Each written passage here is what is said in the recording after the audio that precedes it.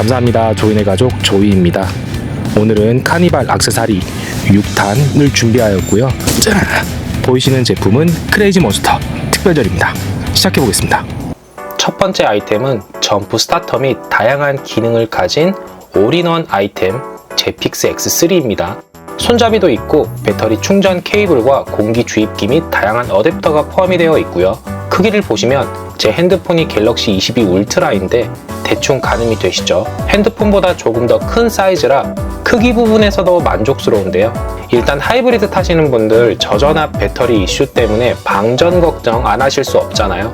저는 얼마 전에 후속 파워시트 미세 전류 이슈로 배터리 방전이 된 적이 있는데요. 카니발 하이브리드를 구매하면서 설마 방전이 되겠어라는 그 무책임한 생각을 가지고 알리에서 구매했던 점프 스타터를 팔아버렸죠. 물론 보험사를 부르면 되겠지만 아이 셋을 늘 동반하는 아빠 입장에선 가족들을 추운 곳에서 기다리게 할 수는 없잖아요. 그래서 제픽스 X3가 필요한 것입니다. 배터리가 방전일 때 운전석에서 레버를 당겨 보닛을 열고 제픽스 배터리 클립을 본체에 꽂아주세요. 클립의 부착 형태가 헷갈리지 않게 설계되어 있고요. 연결이 잘 되었으면 초록색과 빨간색 LED가 깜빡이죠. 카니발 하이브리드의 경우 퓨즈박스를 열면 플러스 단자가 나와 있죠. 여기에 빨간색 클립을 연결하고 검정색 클립은 하단의 접지 부분에 연결해 주시면 됩니다. 제대로 연결이 되면 초록 LED만 켜지고 시동 준비가 되죠. 이때 시동을 거시면 됩니다. 그리고 30초 후에 바로 클립을 제거해 주시면 되는데요. 그리고 안전 기능이 더해진 배터리 스타터라 클립들이 서로 닿더라도 쇼트를 방지하는 스마트한 시스템으로 설계되어 있습니다. 배터리 완전 방전 시에 보호 회로를 해제하는 버튼도 있더라고요. 제픽스의 두 번째 기능, 타이어 공기압 보충 기능을 사용해 보겠습니다. 고무를 제거한 후에 공기압 주입기를 연결할 텐데요. 강력하게 고정하는 레버 타입이었고요. 공기압을 빼고 싶다면 고정하지 않은 채 살짝 비틀어 주시면 되고요. 저는 일부러 공기압 세팅을 낮춰보고 있는 중인데요. 조금 빼보았더니 우측 뒷바퀴의 공기압은 36까지 떨어졌네요. 공기압 주입 호스를 연결해보니 35.5로 뜨고 있고 38로 목표 공기압을 설정하였습니다. 사용 방법은 쉬운 편이고 목표한 타이어 공기압을 38로 지정해두고 버튼을 누르게 되면 이 정도의 속도로 채워지는 것을 확인할 수가 있고 실제 작동 소리도 한번 들어보시죠. 목표 공기압에 도달하면 자동으로 멈추게 되죠. 물론 진행 중에 버튼을 눌러 공기압 보충을 멈출 수도 있습니다. 운전석 바퀴를 제외하고 나머지 바퀴를 전부 38로 맞추고 싶었는데요. 그래서 세 바퀴 모두 공기압 보충을 완료하였습니다. 제가 궁금했던 건 과연 정확한 타이어 공기압 수치를 계기판에서 확인할 수 있을까라는 것인데요. 천천히 주행을 해보니 조수석 바퀴부터 그리고 좌측 뒷바퀴, 마지막으로 우측 뒷바퀴까지 공기압이 정확히 38로 세팅이 되더라고요. 저는 이 부분에서 상당히 놀라기도 했고 카니발 기준으로 운전석 문을 열어보면 표준 공기압이 나오는데 이것보다는 적게 공기압을 유지하는 게 승차감 부분에서 훨씬 좋더라고요. 그리고 카니발을 주행하며 지난 2년의 시간을 돌아보면 매 겨울철마다 타이어 공기압 부족으로 긴급 출동을 참 많이 불렀는데요. 이제는 손쉽게 타이어 공기압을 채울 수가 있게 되었죠. 그리고 제픽스의 배터리 완충 기준으로 최대 6개의 타이어를 연속으로 공기압 보충을 할 수 있다고 합니다. 물론 카니발 기준으로 트렁크 좌측에 하단 부분에 숨어있는 순정인 타이어 공기 주입기를 사용해도 되죠. 그런데 이 공기 주입기를 빼내어 배선을 풀고 시거잭에 연결하시고 그 다음에 시동을 걸어둔 상태로 공기압 보충을 하셔도 되긴 한데요. 이게 굉장히 복잡한 과정이기도 하고 제픽스보다 소음도 훨씬 더 크긴 하더라고요. 그리고 무엇보다 다시 정리하는 과정도 조금 귀찮게 느껴지긴 합니다. 그런 부분에서 제픽스는 굉장히 운전자에게 컴팩트한 환경을 제공하고 있죠. 그리고 좌측 수납함에 가로로 넣어도 들어가고 세로로 세워도 안정적으로 수납할 수 있죠. 하드 케이스를 포함하고 있어 들고 다니기에도 괜찮았고요.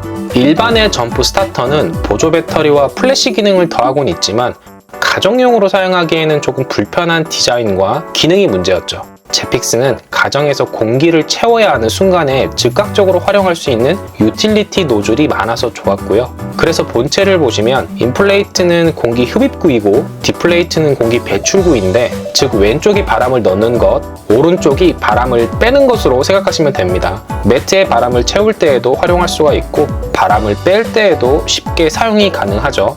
개인적으로 놀러 갈 때마다 폐활량이 부족한 아빠를 위한 좋은 공기 주입기라는 생각이 들었고요. 그리고 차크닉을 하면서 시동이 꺼진 상태에서 패드를 보여줄 때 파워뱅크로도 활용하기에 괜찮았고, 야외에서도 보조 배터리로 활용할 수 있죠. 이때는 USB 출력 포트 중 A타입을 선택하셔야 되고, C타입은 입력선으로 충전할 수 있는 포트로 생각하시면 됩니다.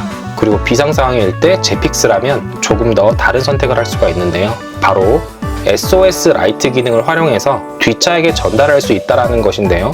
물론 기본적으로 손전등 모드도 지원을 하고 있고, 빨간 빛으로만 깜빡이기도 할 수 있죠. 카니발의 경우 삼각대를 꺼내기 위해 참 많은 동작이 필요해서 아쉽기도 합니다. 맥가이버 칼처럼 다양한 기능을 가진 아이템이라는 생각이 들고요. 비상과 일상의 상황을 다 커버하는 제픽스는 트렁크에 넣어둬도 되고 집에서 보관해도 괜찮더라고요.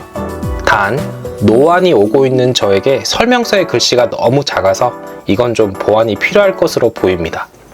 아빠가 차에 타면 가장 먼저 손이 닿는 곳, 핸들이죠. 카니발 순정 핸들, 디자인은 보통이죠. 근데 잡아보면 살짝 미끄럽다는 느낌은 있습니다. 나비 핸들을 하려고 하니 좀 비싸고, 그래서 알리에서 플라스틱 커버를 구매해서 오랫동안 잘 사용을 해보았는데요. 떼어냈을 때 자국이 꽤 남는다는 것이 단점이고, 핏이 그렇게 예쁘다고 느껴지진 않죠. 중요한 점은 플라스틱이다 보니 그립감은 제일 좋았지만 여름철에 온도를 머금고 있는 느낌이 강하고, 열선 핸들을 작동시켰을 때 따뜻해지는 게 조금 늦을 수밖에 없죠. 아무런 커버와 액세서리 없이 순정의 핸들을 그냥 사용하시는 분들이라면 저처럼 손에 땀이 좀 나거나 겨울철에 건조할 때 핸들이 헛돌 것 같은 불안감이 생기기도 하잖아요. 크레이지 몬스터의 핸들의 핵심은 세 가지입니다. 그립감, 일체감, 그리고 열선 기능의 활용인데요.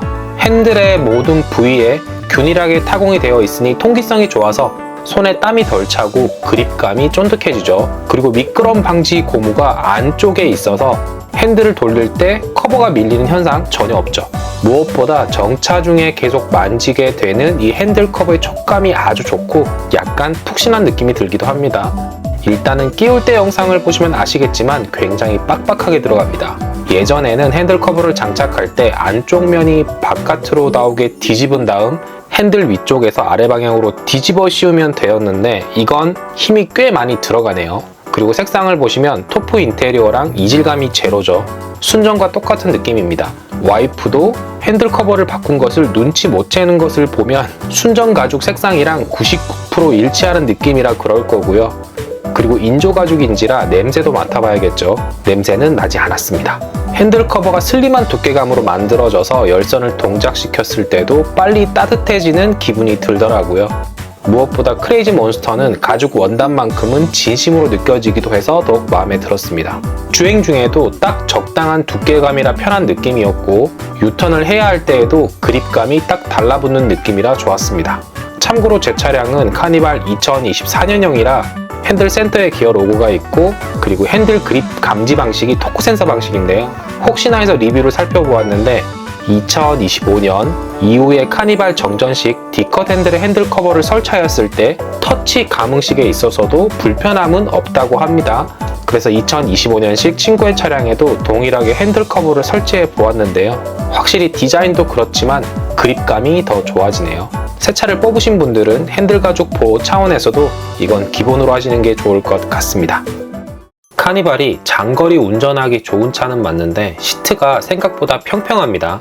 옵션을 많이 넣으면 마사지 기능도 활용할 수가 있고 요추 부분을 조절할 수도 있긴 하나 조금 부족한 느낌이죠. 그런데 오래 운전하다 보면 허리 아래쪽이 조금 뻐근해지는 느낌이 있습니다.